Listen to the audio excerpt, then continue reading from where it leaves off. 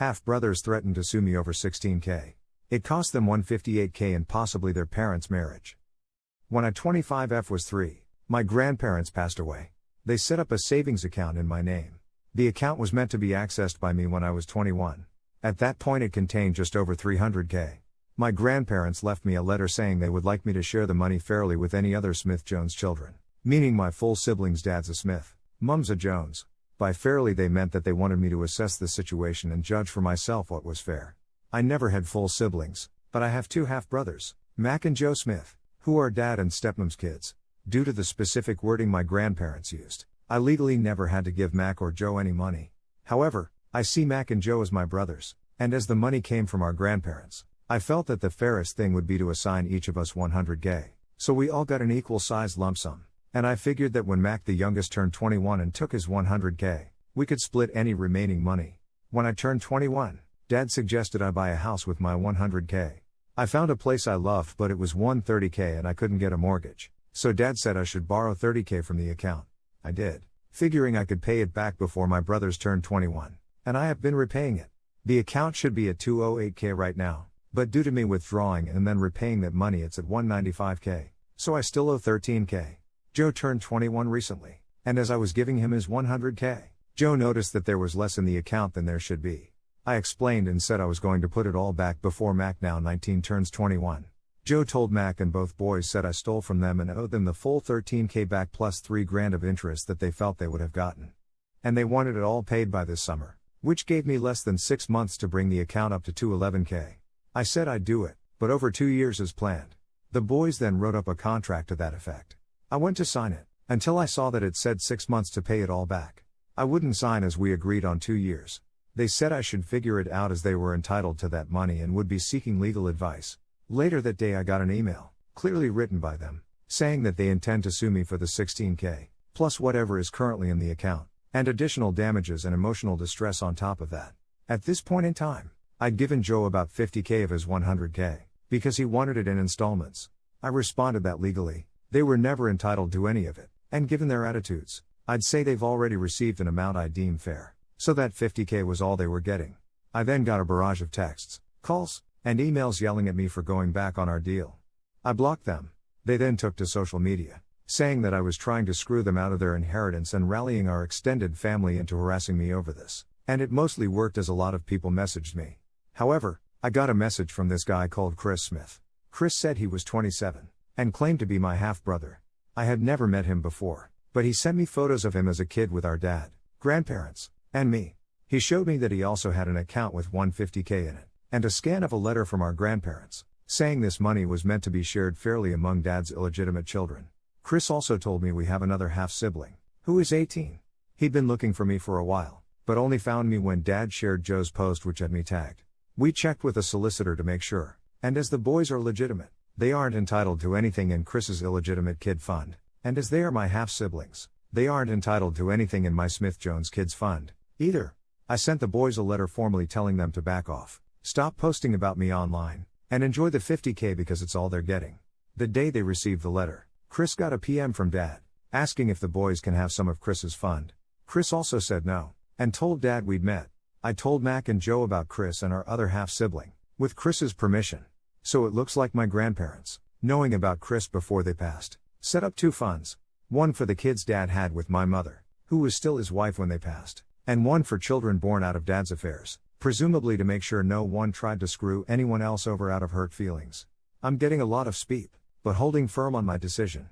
The boys have realized that I won't back down on this, and it sounds like I've caused a schism at their house, as Joe has all the money and no intention of sharing, so Mac is now feeling twice as screwed. Plus stepmom apparently did not know about the other half-siblings, or that my half-sister was born after she and Dad got married, and she's made Dad move into a hotel. It sounds like Dad is looking for a long-term living arrangement outside of the family home, because it looks like she is not letting him move back in. Dad is begging me to reconsider, but honestly I'm done with all of them except Chris and my sister. Your grandparents were pretty forward-thinking and defined. I think they just knew my dad well enough to know he'd peep around. You know, sometimes I wish I would maybe get an inheritance when any of my family passed. Then I see how money and possessions just destroy families. If I have anything left from my mom and stepdad, my sister and I are on great terms. When my dad passes, I'm worried I'm going have to fight his wife and 2 daughters for the things I want. He has a lot of sentimental memorabilia I'm hoping for. Undefined. Talk to him now. If he's not attached to certain things, he might give them up to prevent the fighting. My parents started doing that 5 or 6 years ago. They have stuff but not money to leave behind. My parents started doing that 5 or 6 years ago. They have stuff but not money to leave behind. Do you're giving while you're living, so you're knowing where it's going. My in-laws are doing this. They have started giving heirlooms and sentimental items to each child and grandchild to reduce bickering and fighting after they are gone. The thing about inheritances is that no one is entitled to anything not specifically listed in the will. If the will states that the money goes to you at your discretion, then they're speep out of luck and anything they did get was of your own goodwill. Getting greedy and flying too close to the sun is a tale as old as time. Looks like they melted their wings and are out of the money you were willing to give them that they weren't even entitled to in the first place. And what a shock that the one who already got his chunk won't share it fairly with the other one. Bet he's already spent most of it. 50-50 he bought an unnecessarily large and tricked out F-150. Sounds like they're in the UK, so probably not. More likely would be hot hatch. It serves them right. You chose to give them 100k each out of your inheritance. That's not the same as them being entitled to 1/3 of the fund. You tried to do right by them and they tried to screw you over money you volunteered. Were the grandparents in question your maternal grandparents Jones, or was it that your father's parents didn't approve of your stepmother/your father remarrying? Were the grandparents in question your maternal grandparents Jones, or was it that your father's parents didn't approve of your stepmother/your father remarrying? Dad's parents. They never met my stepmom as far as I know, as he and mum were married when they passed away, and mum is still alive. The specificity seems to have assumed that he and mum would still be married, but he'd have had more affairs. Your dad sounds like a real gem. Yeah, we have quite a complex relationship, to be honest. Fine 1 minute, strain the next. I don't know why I even bothered asking him for advice. I just figured that as he handles the money for his house, he'd know what to do. When dealing with amounts larger than a few thousand, pay for professional help. Look up reviews and ask around on local forums. Professional accountants that are trustworthy are worth their cost when you're talking tens of thousands of dollars. Good advice. My dad passed when I was 21, and being his only child, I was the only beneficiary of his life insurance 400k. Used 100k to pay for college and took a very vacation. He had early onset dementia and I was his caregiver. The rest went into a mutual fund, and if it keeps preforming the way that it is, then I will have in fairly early retirement. Not trying to brag, just saying if you play your cards right with that money, then you're set for life. I don't care if this is a revenge story or not, but it was a hell of a ride. Your grandparents, bless them, were golden-hearted. Your dad may be a poss. Frankly, you're doing the right thing simply because it's your decision. Don't let anyone get in your head. And worse, don't let it make you lose your peace of mind. Maybe. Dad stepped out multiple times. He's his piece of speep. Sounds to me like they did this to themselves. Invest all your money wisely, as it is most certainly yours. The plan is to just leave it in the account for the time being. I've got my house and I make decent money, so I don't have anything major I need to cover. Index funds. I'm considering that. I just wasn't sure if now is the time to be investing. Given everything, the savings account has a pretty reasonable interest rate, so I don't mind letting it sit for a while. If you really do not intend to touch the money for a long time, 10 years, give the index fund some serious thought. I'm thinking maybe move some to an emergency fund just in case I need it, roof leaks, car breaks down, stuff like that, but the rest would be pretty much left alone until I had kids so I could give them their own savings accounts, or if I wanted to move or some other milestone that required a fair amount of cash to back it up. I'll look into index funds. Thank you. You left out a lot of information when you posted in IDA. They have a character limit. Well, you got judged as the in that one, and I was one of them, but based on the information in this one I would have gone NTA or ESH at best. It changes a lot when technically it was all your money and you were just trying to be fair and nice in the first place. I didn't get judged as anything, Bucky. Just cause he's icy cold doesn't mean he's the Winter Soldier.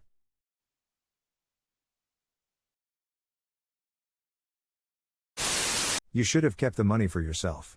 If you felt they should share some of the money, you should have gifted it to them with no explanation as to where it came from. They were never entitled to the money to begin with. Yeah, but Dad said I should share it fairly, got me to agree to the split, and then told them about it, so I felt like I was stuck in doing it. Plus they are still my brothers, so excluding them on the basis of biology felt wrong. Your brothers have proven what a bunch of little speeps they are. You know now, so please do not ever back down and decide to share your inheritance again, no matter what sob story they make up. As Joe has all the money and no intention of sharing, so Mac is now feeling twice as screwed. Lamau, that's the best part, emo. For talking so much about sharing fairly and equally, they sure can't do it themselves.